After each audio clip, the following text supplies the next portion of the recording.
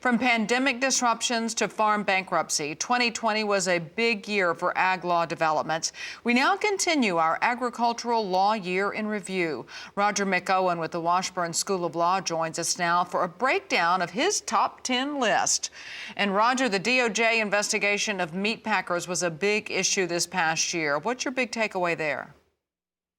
Well, I think the big takeaway on that, Tammy, and good to be with you today, is that this is an issue that's been around for well over 100 years. The Senate started investigating Meatpackers back in 1890, and here we go again in 2020 with another announcement of an investigation.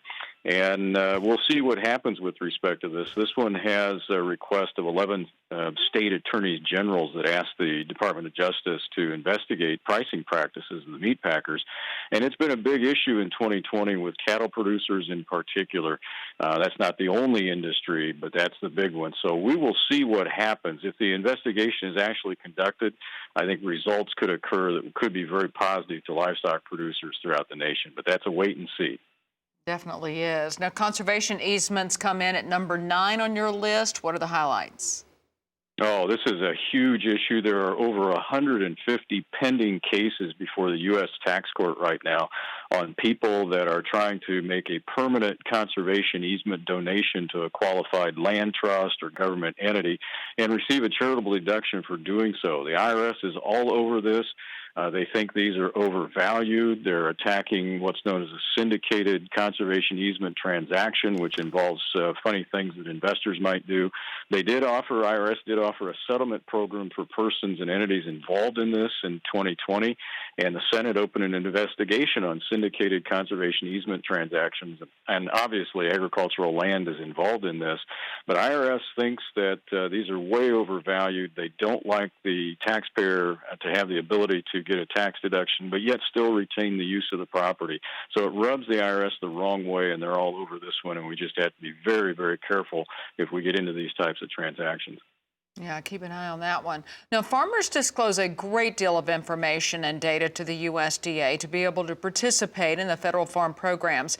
Give us some background on the recent case involving farm records. Well, we did have a very important case in 2020. It's the Telematch case, and it was a federal district court opinion out of D.C.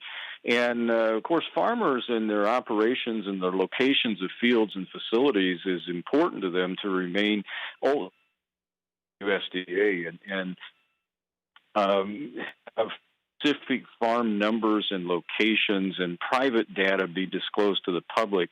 And so what was at issue in the case was a Freedom of Information Act request by a group that gathers this type of information. And USDA first didn't really respond to it and then said, well, you're not really entitled to farm-specific information. And this is primarily a concern for confinement livestock facilities. They don't like to have their facilities disclosed to groups that may do them harm. And there's been evidence of that in the past. And the court upheld the USDA's unwillingness to disclose personal, detailed, private information. So it was a big win for farmers in 2020. But that case has been appealed. An appeal was just filed a couple of weeks ago. So that one I would expect will still roll around in 2021. Yeah, we'll see more about that. That's Roger McEowen with the Washburn School of Law. Appreciate you joining us and that information this afternoon.